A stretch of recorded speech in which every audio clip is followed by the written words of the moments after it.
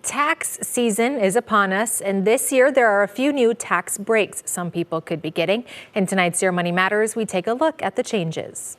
The team at Ness Tax and Bookkeeping in Sioux Falls is off to a busy start to tax season as e-files start going out. And owner Tim Ness says there are a number of new deductions this year that taxpayers should be looking out for. The biggest ones are the increased child tax credit to $2,200 per child who is under age 17. And then we have the senior deduction for people 65 and older. That could mean a $6,000 deduction on those tax returns. And then we have the no tax on tips and no tax on overtime. So big changes, producing potentially up to $2,000 savings for most taxpayers. He says the tax returns are longer this year because of those deductions, so it might be a good idea to consult a tax professional to make sure you qualify and everything is filled out correctly. So lots of things to keep track of, and get the usual tax documents in order.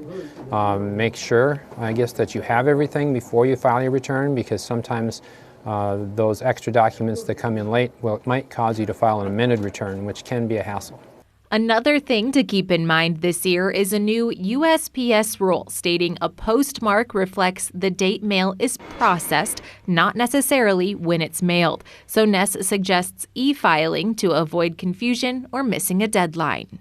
The other thing is IRS no longer wants paper checks. So if you owe the IRS money, please pay them electronically at irs.gov. All refunds are supposed to be direct deposited as well. IRS doesn't want to send out checks to your home anymore. Ness says in order to verify overtime pay for your tax return, you'll have to bring in your last pay stub. He also says only half of the time and a half is deductible. You'll still get taxed on the normal pay rate for that overtime.